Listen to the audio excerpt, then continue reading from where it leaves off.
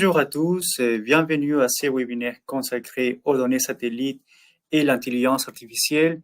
Je suis Jean-Pierre Rodriguez, chef de projet données à la région Grand Est et en charge de la plateforme Data Grand Est. Alors, nous nous retrouvons aujourd'hui, comme tous les premiers jeudis du mois ou presque, pour une heure d'échange pour parler d'un sujet en lien avec la data de 11h à midi. C'est le jeudi d'Adonnez-vous à la donnée. Alors, vous savez à l'écran aussi la date de la prochaine rencontre régionale qui aura lieu à Metz le 5 décembre et qui aura comme sujet principal les données dans la transition écologique.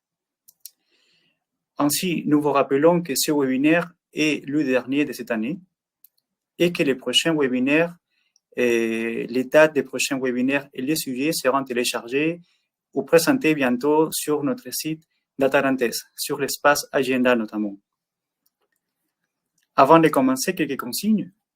Veuillez privilégier plutôt le navigateur de Chrome. Si vous êtes déjà sur Microsoft Edge ou Mozilla Firefox et ça marche bien, il n'y a pas de souci. Mais si vous avez le moindre souci, sachez qu'il y a une certaine préférence de cette plateforme pour travailler avec Chrome.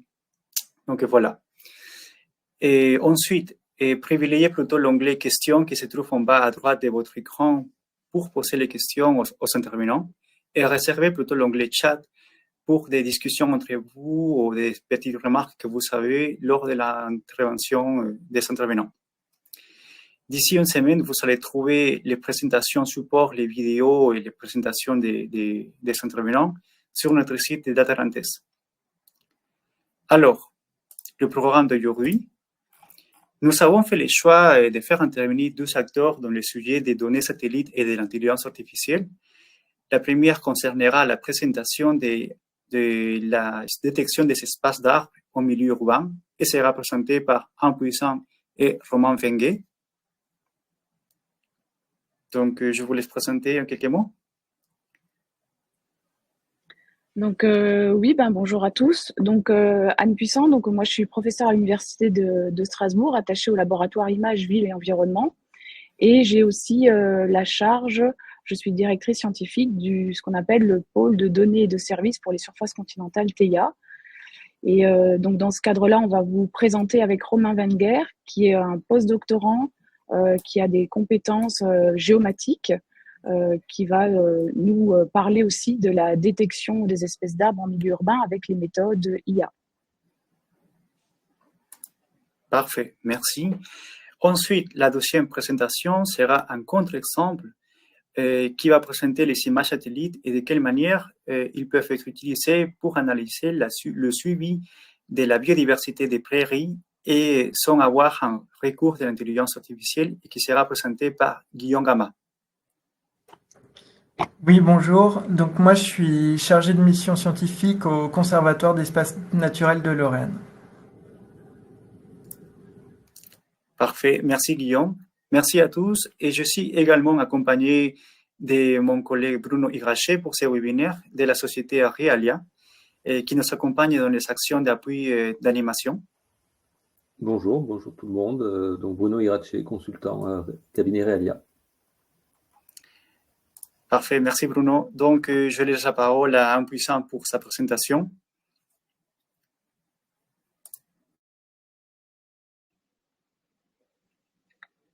Donc, je vais partager la présentation.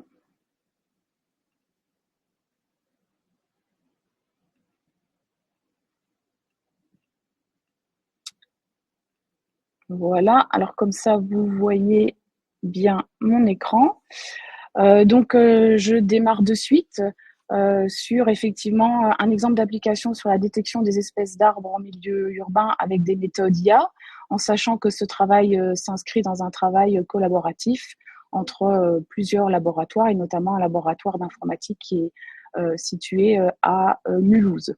Avant d'entrer dans le vif du sujet, peut-être un petit rappel de l'historique de cette notion d'intelligence artificielle qui n'est vraiment pas très récente, contrairement même si on en entend parler depuis plus récemment, puisque en fait, si on regarde un petit peu derrière nous, la base théorique et les premiers réseaux de neurones, eh bien, ils ont été créés dès 1943.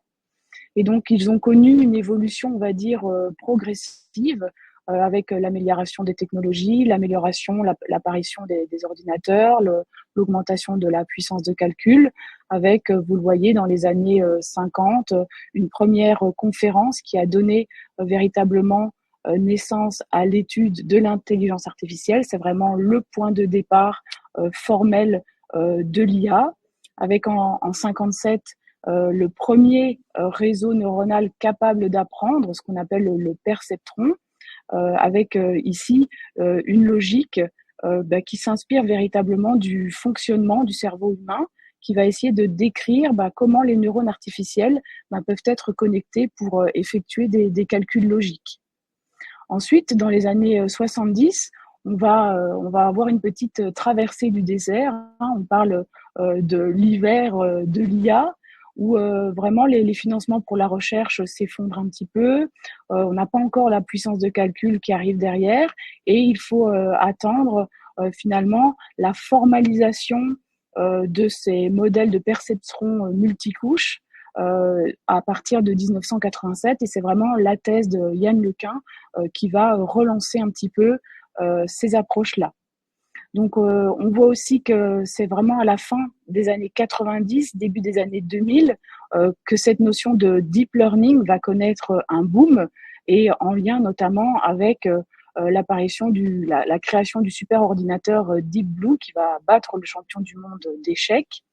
Et donc ensuite, il y a eu de nombreux investissements massifs. Les entreprises, les gouvernements s'y sont mis, des financements ont été accordés, et donc on a eu en 2016 l'apparition ici en 2016 jusqu'en 2022, la naissance de ce qu'on a appelé l'IA générative, où véritablement on est dans cette optique finalement, ce rêve un peu fou d'avoir un assistant avec nous pour faciliter la vie.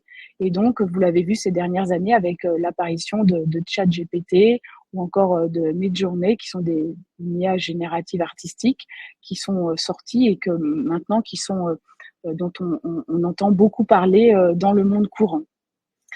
Donc, si on regarde un petit peu, toujours pour bien replacer de quoi on parle, quand vous entendez des termes de machine learning, deep learning, intelligence artificielle, il faut bien voir que finalement, le machine learning correspond vraiment à un champ d'études qui va donner aux ordinateurs la capacité d'apprendre sans être explicitement programmé à apprendre.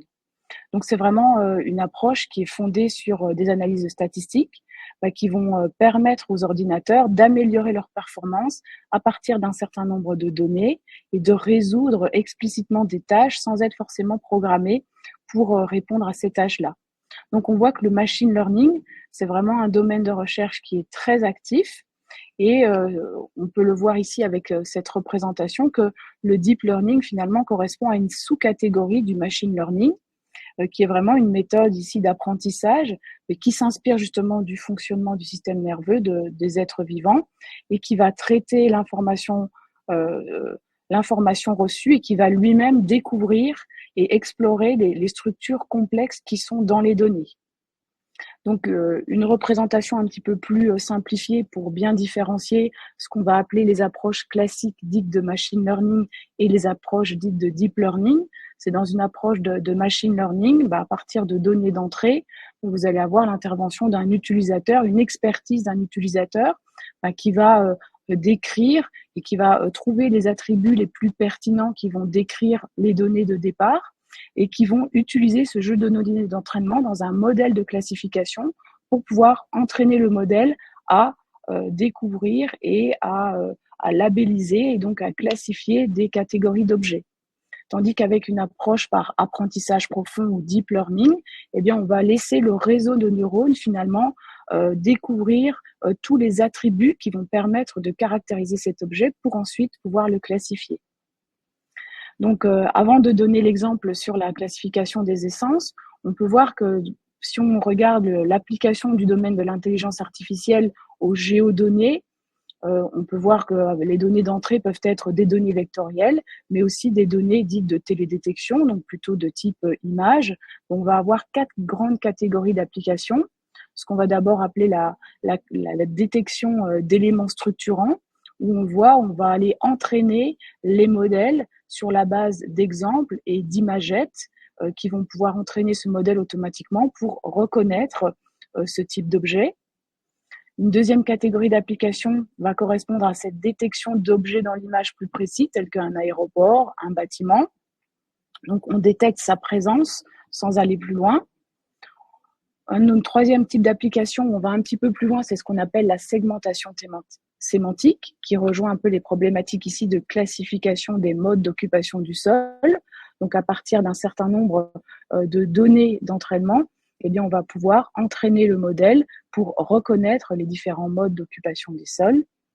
Et enfin, on a une quatrième application où là, au-delà de la détection de l'objet, on va s'intéresser et cibler la recherche sur des objets spécifiques et aller finalement labelliser, coloriser ces objets d'intérêt, comme vous le voyez sur ces illustrations.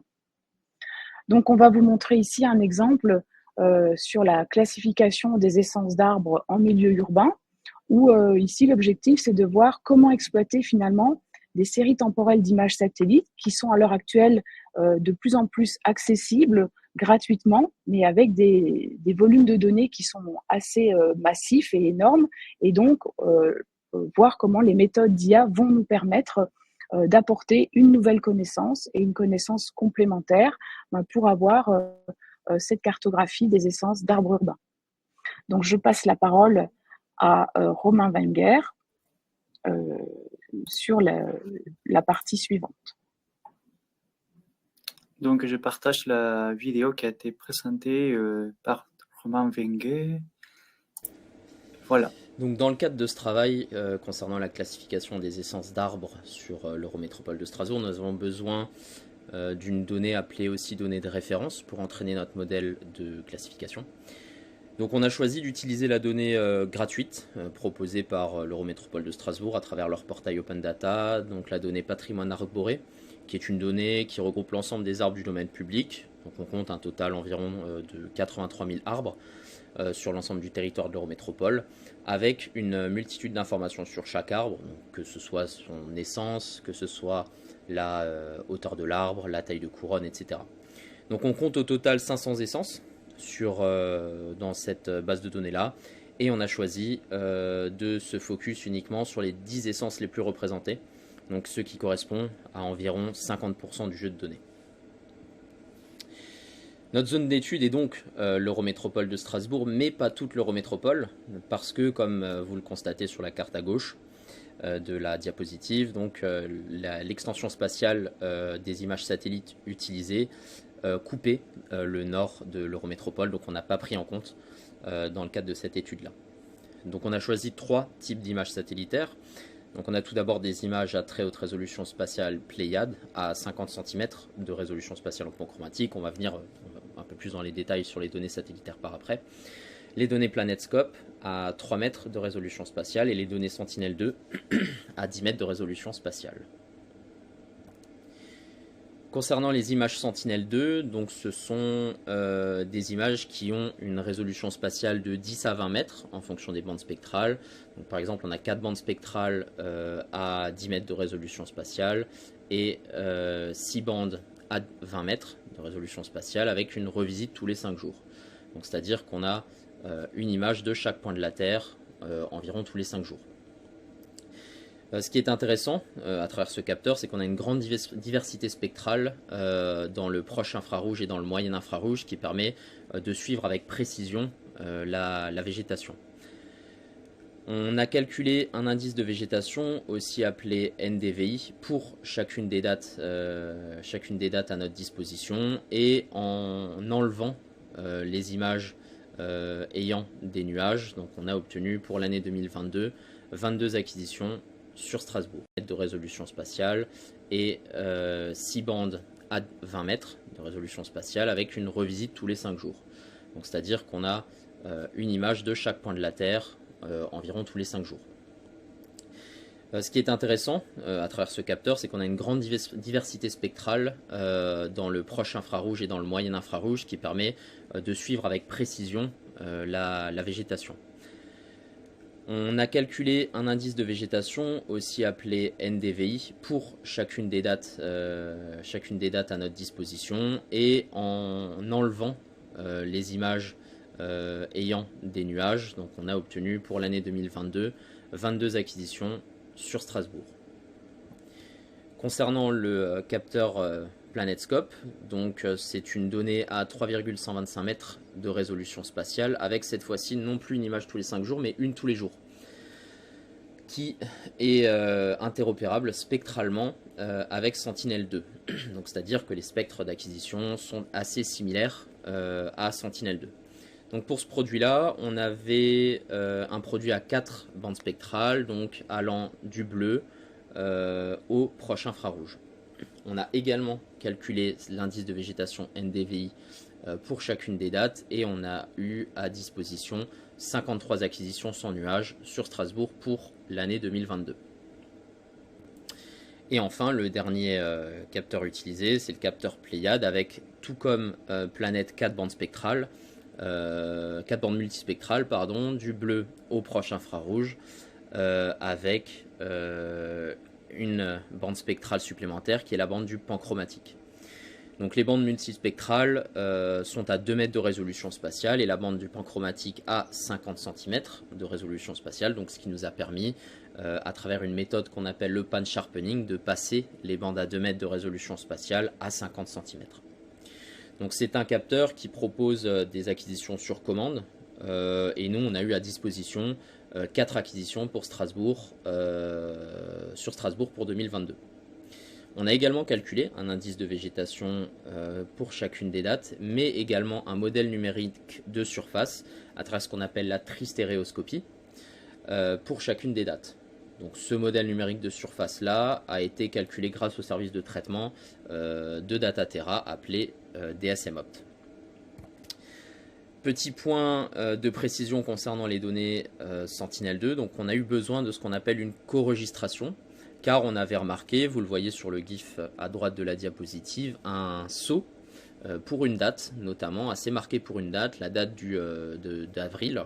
On voit qu'il y a un léger décalage, et donc ce décalage-là peut poser problème lorsqu'on travaille sur des couronnes d'arbres qui, pour certaines, sont inférieures à la taille du pixel de Sentinel-2. Donc on a des fois des couronnes d'arbres qui sont inférieures à 10 mètres, comme on le voit sur l'écran, le long des quais au sud de Strasbourg. Et on a vu du coup pour cette date d'avril, on avait un décalage de 10 mètres, comme montré sur le graphique juste en haut. Donc on a décidé d'utiliser cette approche de co-registration avec l'algorithme CoRegis,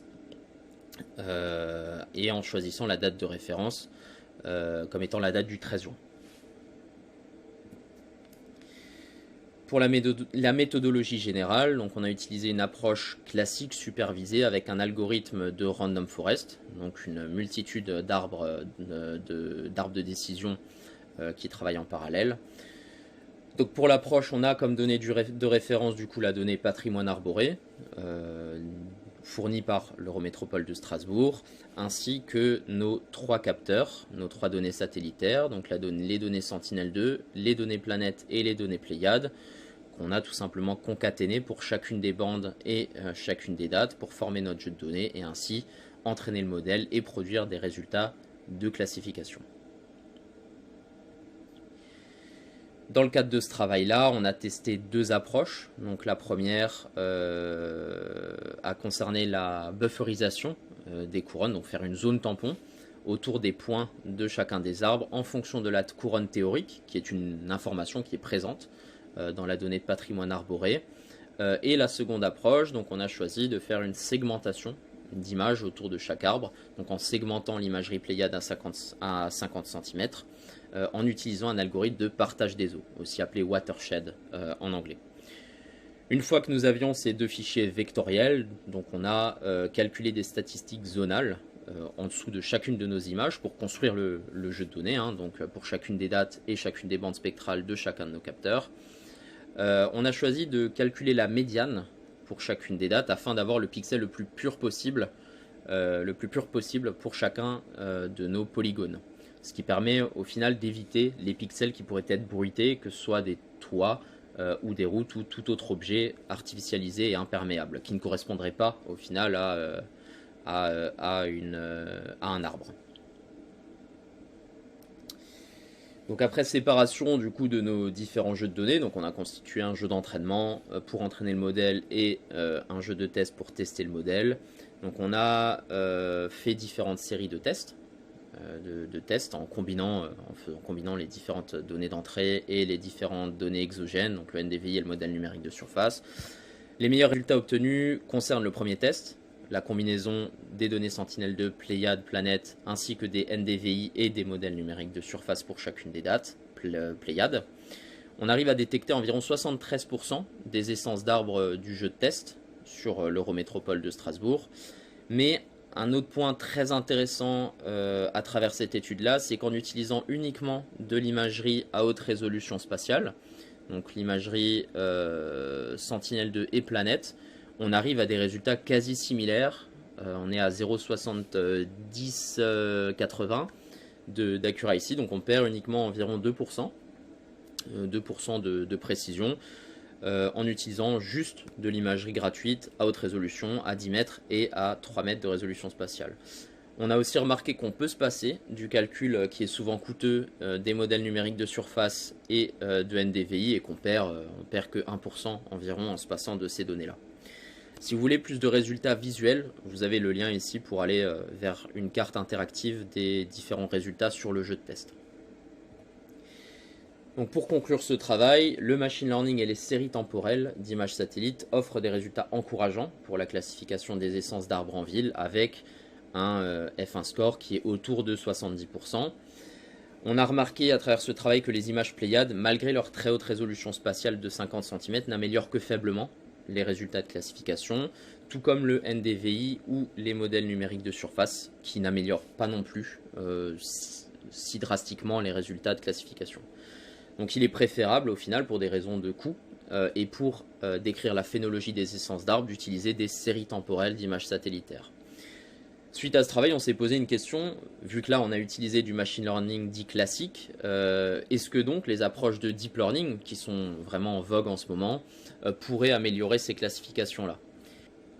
Nos travaux actuels portent sur la classification des essences d'arbres en utilisant donc un modèle de deep learning qui est cette fois-ci adapté aux séries temporelles multivariées.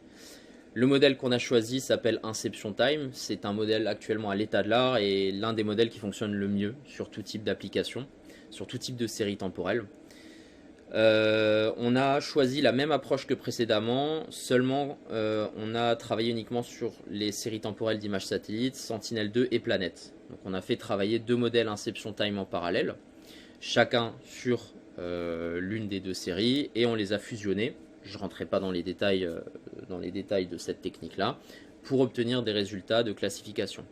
On obtient également 70% de F1 score, mais cette fois-ci non plus sur 10 essences, les 10 essences d'arbres majoritaires de l'Eurométropole, mais sur les 20 essences d'arbres majoritaires de l'Eurométropole de Strasbourg. Ces travaux seront publiés sous peu dans une revue internationale. Le papier est en cours d'écriture. Je vous remercie de votre attention et si vous voulez, vous avez accès à travers notamment mon site web au papier qu'on a présenté à IGARS cet été, en juillet, qui concerne cette partie sur le machine learning classique et la classification des 10 essences d'arbres majoritaires. Voilà la présentation de Romain Venguet. Donc, je vous laisse la parole encore une fois en puissant pour une dernière présentation, il me semble, et ensuite on va répondre à vos questions. Très bien, oui. Donc, suite à la présentation de Romain, vous voyez que les laboratoires sont amenés à effectuer des recherches pour améliorer des connaissances sur le territoire et donc pour aller plus loin et pouvoir échanger justement avec les scientifiques. Donc là, je prends ma casquette, on va dire, du pôle de données TEIA. Eh bien, il existe un dispositif d'animation régionale thématique à l'échelle nationale qui se décline en régions qui existe depuis l'année dernière. Donc, il y avait un historique un petit peu dans chacune des régions où les laboratoires échangeaient avec les communautés d'utilisateurs tels que vous.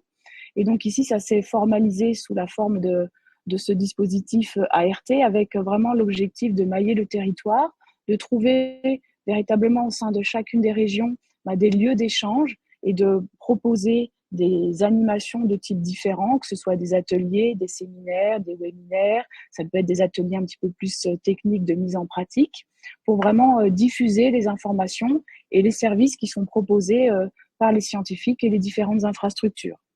Donc, pour vous donner des exemples très concrets, par exemple, dans la région Occitanie, depuis 2017, une initiative de ce type existe. Et dans ce type d'initiative, elle rassemble et elle est pilotée finalement et elle peut être accompagnée par à la fois des scientifiques et généralement l'écosystème recherche régional avec un ensemble de laboratoires, mais aussi un ensemble et un réseau d'utilisateurs publics et ou privés de la donnée. Donc en Occitanie, par exemple, vous avez OpenIG ou encore le CEREMA qui contribuent à l'animation avec les différents scientifiques et qui se concrétisent finalement par la programmation d'ateliers, de webinaires, où je vous ai mis ici quelques exemples, mais sans rentrer dans le détail. Donc on peut voir que à l'échelle régionale, on peut avoir des dispositifs qui vont être un petit peu différents et des dynamiques un peu différentes. Je vous présente ici un deuxième exemple qui se passe ici en Bretagne, où là aussi, avec un certain historique, où on a une animation régionale qui s'appuie sur un collectif de CRIGE, un peu à l'image d'anciennement Géo Grand Est qui est devenu Data Grand Est, donc Géo Bretagne, qui s'appuie aussi sur un dispositif plutôt privé Irispace et qui, en collaboration avec l'écosystème recherche, propose et programme au cours de l'année des ateliers et des webinaires.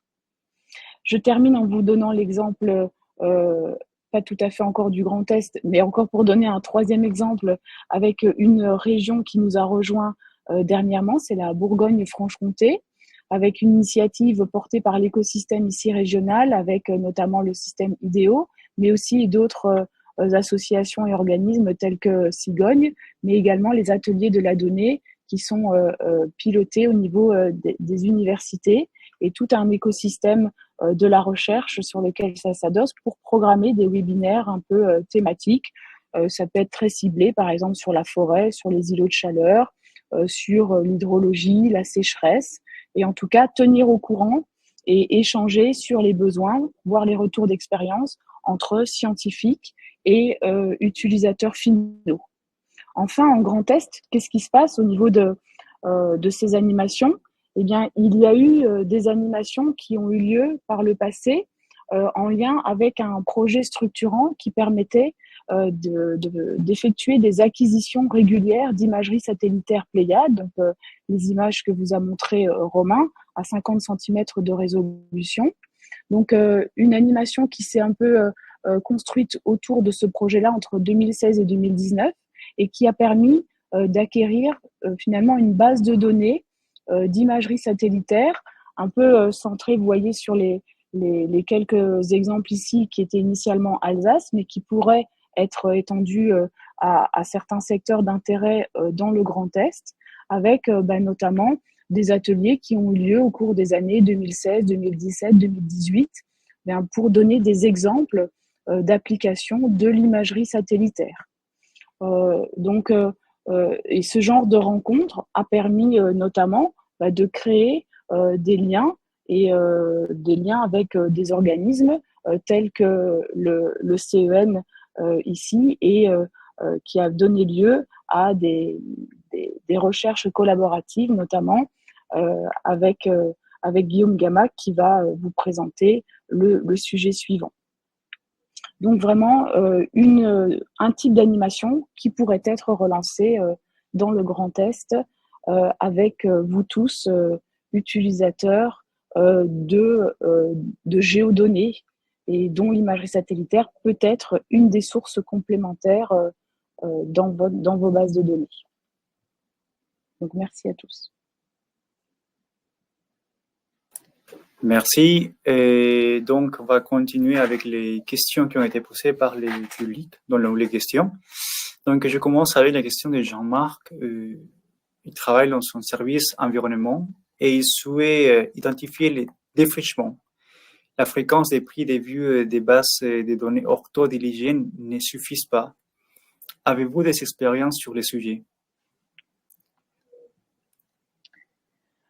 Alors, sur le défrichement, donc effectivement, c'est une des problématiques où l'intérêt de l'imagerie satellitaire peut être exploité, et notamment de par la résolution, la fréquence d'acquisition, donc la résolution dite temporelle, parce qu'on dispose d'un accès facilité et gratuit à notamment l'imagerie Sentinel-2 qui vous a été montrée, ou à l'échelle une résolution de 10 mètres. En fait, on peut travailler à l'échelle d'une parcelle, et donc un défrichement, donc une coupe rase, je ne sais pas si c'est les termes qui peuvent être associés, mais en tout cas, des changements brutaux sur des séries temporelles comme ça, ce sont des éléments qui peuvent être détectés, ou en tout cas, il y a des approches qui ont montré déjà un certain intérêt. Il y a même un exemple de produit qui est sorti récemment sur une analyse à travers le temps entre 2018 et 2023, puisqu'on a cette chance d'avoir vraiment des images acquises tous les 5 ou 10 jours, en fonction des conditions atmosphériques bien sûr, mais qui ont permis de détecter des changements sur ces parcelles, et notamment sous la forme de coupes rases.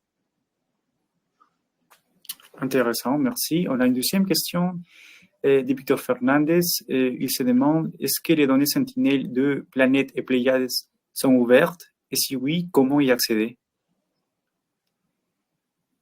Alors, pour les données Sentinel-2, donc oui, ce sont des données librement accessibles, et il peut exister différents portails d'accès.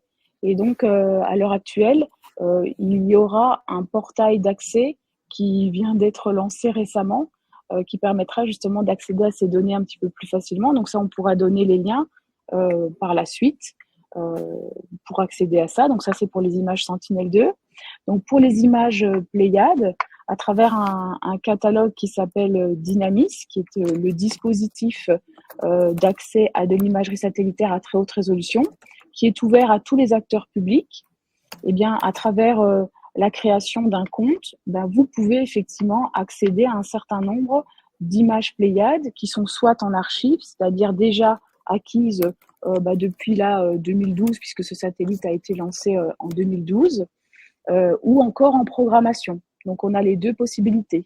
Et là, il faut savoir aussi qu'il existe des dispositifs d'accompagnement, en allant voir sur le site internet de Dynamis, qui est un des dispositifs de Dataterra, avec des tutoriaux pour comment se créer un compte, comment aller regarder et chercher une image dans un catalogue, comment effectuer une demande de programmation. Il y a tout un accompagnement qui est prévu et qui pourrait faire l'objet d'animations spécifiques dans la région si le besoin était remonté. Et donc, dernièrement, c'était par rapport aux images planètes, peut-être. Oui. Donc là, les images planètes, donc là, ce sont des satellites avec une multitude de satellites plutôt privés. Et donc là, on a un accès un petit peu plus compliqué, compliqué dans le sens aussi qui nécessite une contribution financière qui peut être plus ou moins importante. Mais là aussi, il faut savoir qu'au niveau national, à travers le CNES, il y a des discussions en cours pour que des quotas soient accessibles au domaine de la recherche et aux acteurs publics. Et donc, elles sont moins facilement accessibles pour le moment, mais c'est des choses qui sont en cours d'évolution et en cours de discussion pour faciliter cet accès-là par la suite. Parfait. On a une avant-dernière question d'Éric Chudi. Des séries temporelles sont-elles nécessaires ou peut-on avoir des résultats sur une unique acquisition satellitaire? Alors, tout dépend ce qu'on cherche. Vraiment, il faut vraiment bien identifier est-ce que je cherche à détecter un objet? Est-ce que je veux suivre quelque chose dans le temps ou pas? En fait, c'est pas, il n'y a pas une réponse unique à cette question-là. Et donc ça, justement, c'est pour répondre à ce type de questions ou donner des exemples, il faut pouvoir vous montrer des exemples d'applications aussi. Mais généralement, une image, ce qu'on peut dire, c'est qu'une image souvent ne suffit pas pour détecter, extraire, classifier certains objets.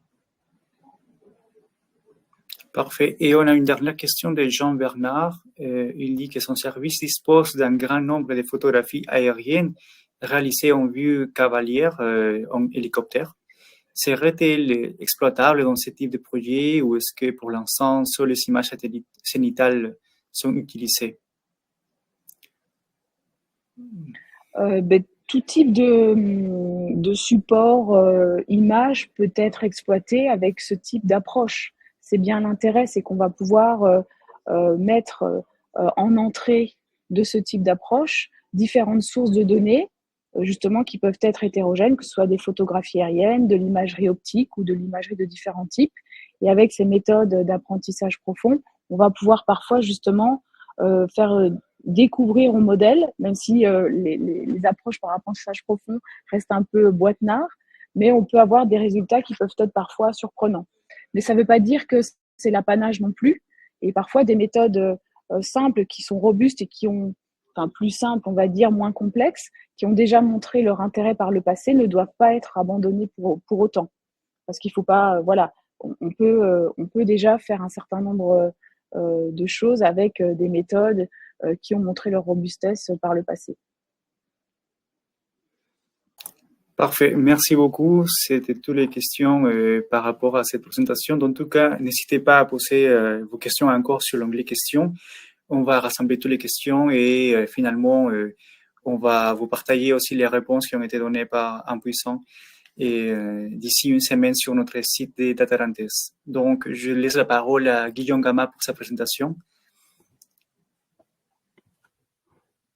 Oui, alors, comme disait Anne, maintenant je vais vous présenter un exemple d'application territoriale pour la biodiversité des prairies en utilisant des outils d'imagerie satellitaire. Donc, c'est un travail qu'on a débuté en 2021 avec Anne Puissant et Aline Després du laboratoire Imageville Environnement, et qu'on va maintenant poursuivre dans le cadre d'une thèse que je vais réaliser au laboratoire Agronomie Environnement sous la direction d'Alice Michelot-Antalic. Alors, je vais prendre quelques minutes pour poser le contexte pour qu'on comprenne bien à quoi vient servir l'imagerie satellitaire dans le cadre de ce projet. Donc, quand vous vous promenez et que vous voyez une prairie, vous voyez une couleur dominante verte qui est surtout la structuration des graminées qui sont présentes et qui vont assurer la part énergétique dans le fourrage pour les animaux.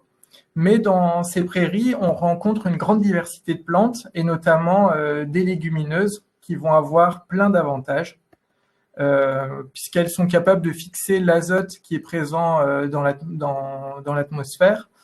Et ce qui va permettre, vis-à-vis de l'éleveur, d'apporter toute une série de services agronomiques, puisque ça va permettre de baisser la dépendance aux énergies fossiles et aux engrais azotés industriels, de réduire les coûts de production, d'avoir une productivité plus élevée.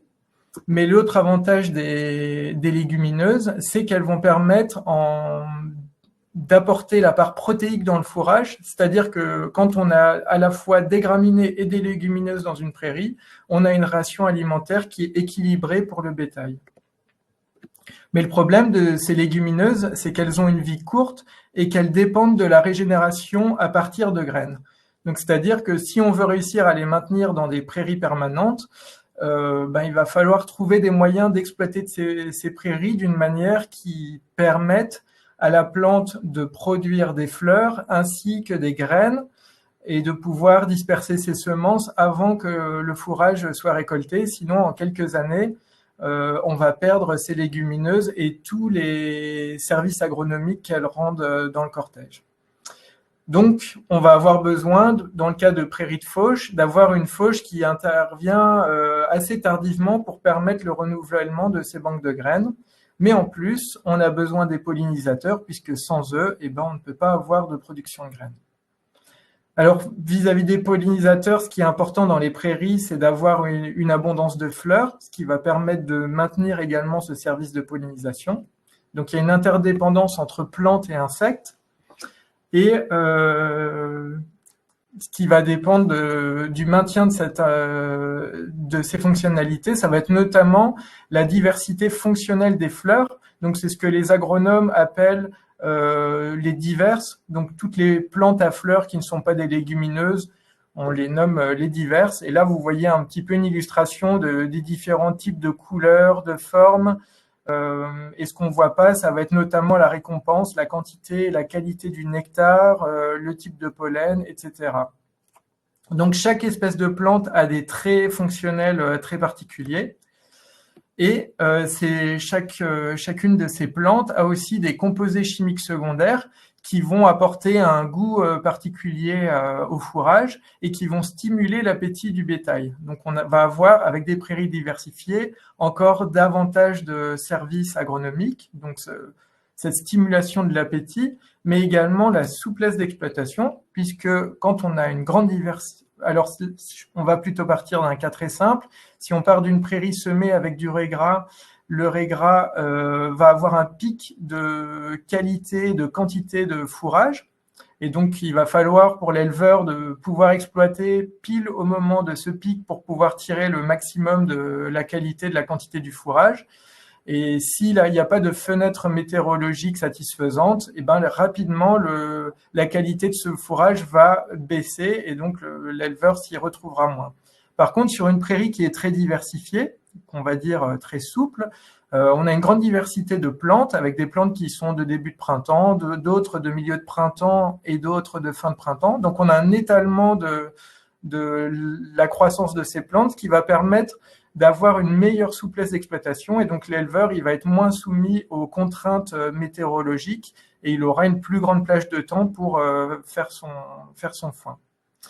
Et enfin, cette diversité de plantes, elle permet également une résilience des écosystèmes puisqu'on a des plantes qui sont adaptées à des sols, des conditions plutôt sèches ou des conditions plutôt humides, avec des enracinements qui sont plutôt profonds ou superficiels, avec des surfaces foliaires qui vont être différentes. Et cette diversité, elle va permettre à la prairie de réagir en fonction des conditions météorologiques de la saison de végétation et donc d'assurer des stocks de fourrage malgré des variations de la météorologie. Alors, c'est ce qu'on a essayé de synthétiser ici. Là, on voit par exemple une prairie qui est très intensifiée en Meuse, qui est structurée juste par des graminées, où elle va être très productive, donc elle va permettre un grand apport énergétique. Et si on la compare avec une autre prairie qui est très diversifiée, cette deuxième prairie sera forcément moins productive sur le plan énergétique, mais par contre, elle va permettre de produire des légumineuses qui vont apporter la part protéique du fourrage, mais également une meilleure souplesse d'exploitation. Elle va favoriser une meilleure santé du troupeau, une meilleure résilience face au changement climatique et également apporter des plus grandes ressources pour les pollinisateurs sauvages. Donc ce cercle qu'on voit qui est un peu plus large sur la figure de droite, ça va représenter ce qu'on peut appeler une prairie qui est davantage multifonctionnelle que la prairie à gauche. Et par contre, le problème, c'est que ces prairies multifonctionnelles, on peut pas les recréer en l'espace de 2-3 ans. Ce sont des prairies qui se sont créées sur plusieurs siècles. Et ce qu'on voit, c'est que les prairies qui sont encore diversifiées aujourd'hui, en général, ce qu'on constate, c'est qu'elles n'ont pas été mises en culture depuis environ 80-90 ans et qu'elles n'ont pas subi une forte intensification des pratiques agricoles. Donc nous, l'importance aujourd'hui, c'est de pouvoir identifier ces prairies qui sont particulièrement fonctionnelles pour sensibiliser à leur importance dans les agrosystèmes. Et c'est là qu'on en arrive à ce travail sur l'imagerie satellitaire.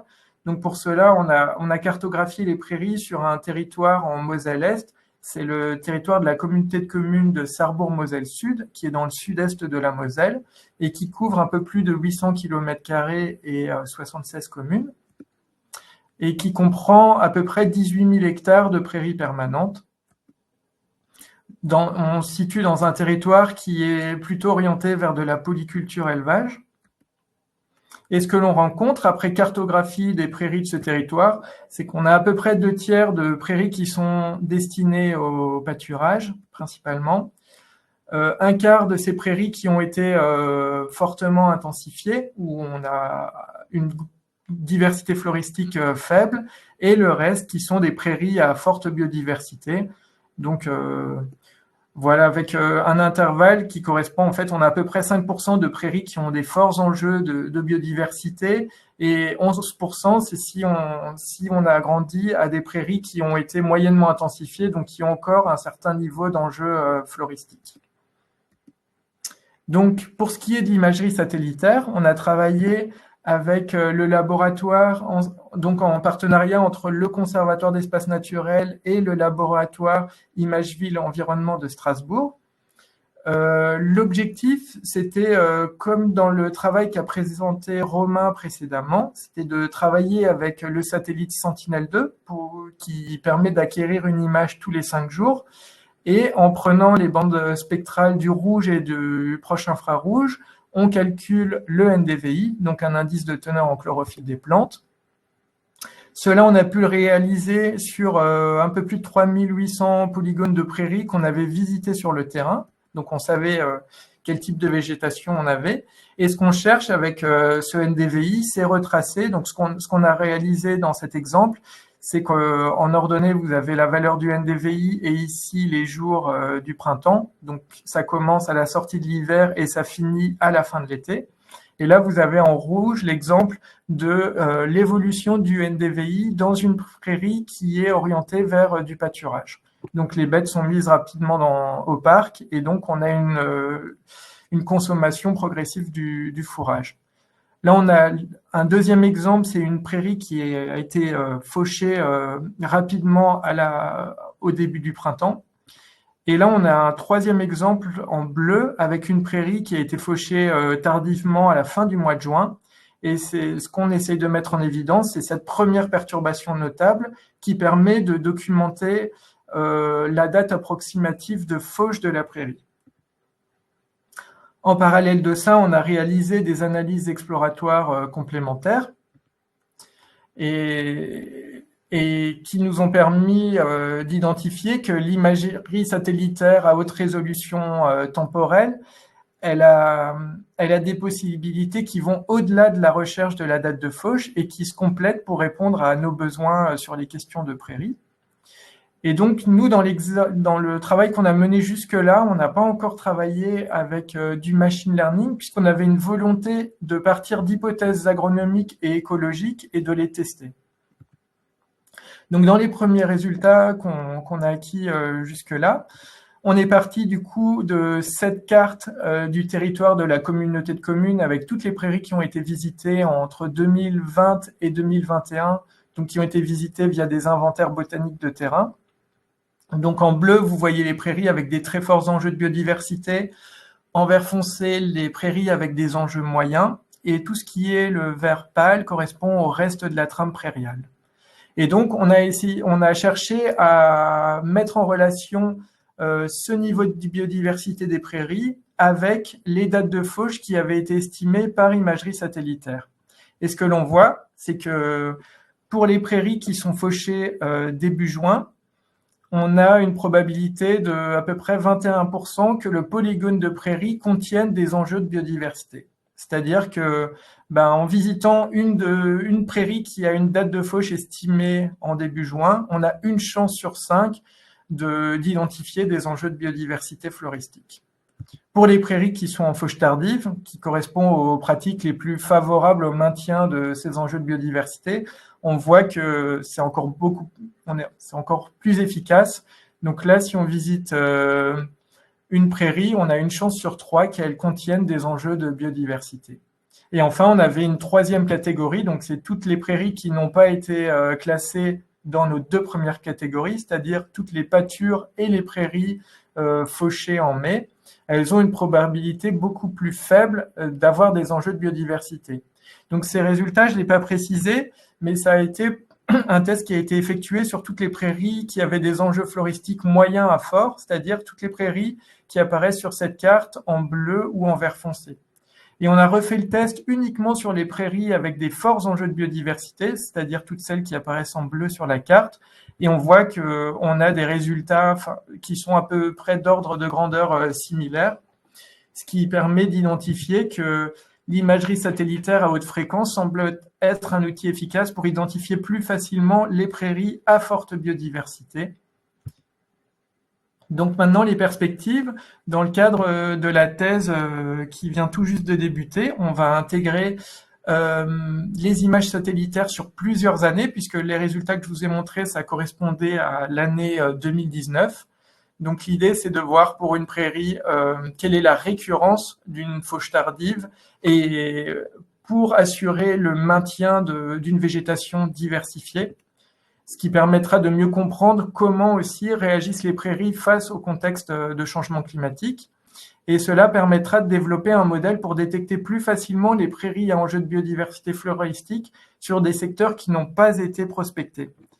Donc là, on voit en vert foncé les données qu'on est en train d'intégrer et sur lesquelles on va répliquer les premiers tests et renforcer les tests avec des modèles plus poussés.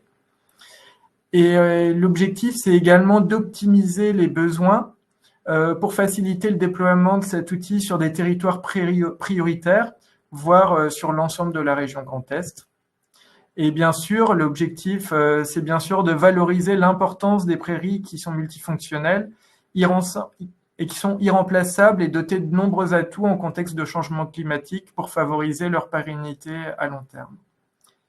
Voilà, je vous remercie pour votre attention. Si vous avez des questions, je vous écoute. Très bien.